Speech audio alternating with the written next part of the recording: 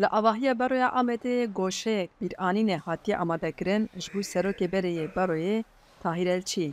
Li camekanê de gomlek, tizbî, destnivîs û cûbeya wî a ewqatiyê gelek alavên taybet ên Elçî hatine danîn. Ev quncik bîranîna Tahîr Elçî zindî digire. Serokê Bereyê Beroya Amedê Tahîr Elçî di sala 2015 de li vê kuçiyê li ber minara çalîng a dîrokî hatibû kuştin. Doza kuştina Tahîr Elçî di sala 2020 de dest pê kir û şervanek firar ê PKK û sê polîs di doza kuştina Tahîr Elçî de weka gumanbar tên dadkirin. Lê polîs negirtîne û bi înternetê beşdarê rûniştinên dadgeha li Amedê dibin. Di 26 Nîsanê de di doza Tahîr Elçî de rûdaneke nû çêbû.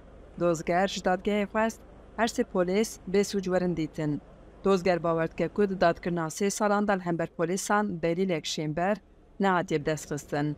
Çarçova xala masûmiyetê de jî dixwaze her sê jî werin beratkirin. Lê Serokê Beroya Amedê Nahîd Eren di ji vê yekê dertê û dibêje ku jer polîsin.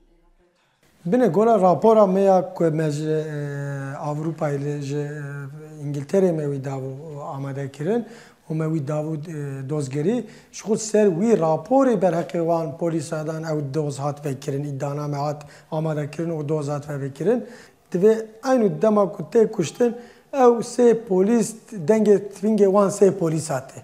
Ji ber wî gora wî rapora teknîkî ji wan her sê polîsa yek kujerê Tahîr Elçî. Masum İşli Serokê Wexa Tahîr Elçî ye. Ew dibêje beriya ku dozger delîlan temam bike, dozê vekiriye. 3 kamera görüntüsünde Dîmena pêşîn vîdyoya fotofîlma polîsan e û geliya bûyerê pir bi eşkere dîmen jî hatine birin. Dîmena din jî a dikana kebabê ye. Kameraya çaremîna dikanê ciyê bûyerê pir xweş dibîne. Her çi hikmet e, ew kamera jî qet dîmen negirtiye. Lê her sê kamerayê din de dîmen hene. Vîdyoya postaxanê jî 17 deqe jî hatiye birin. Heta ev dîmen dernekevin, kuştina wî jî ronî nabe. olayı adımlatmanız zaten mümkün değil. Di nav çar salan de di doza Tahîr Elçî de gelek biryar derketin lê Serokê Beroya Amedê bawer dike ku müdaxaleyek derbeyî çê dibe li ser dozê.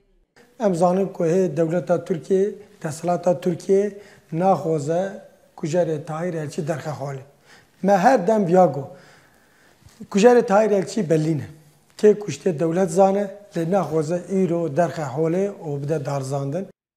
Hêja gotinê ku Tahîr Elçî bi tawana terorê hatibû desteserkirin.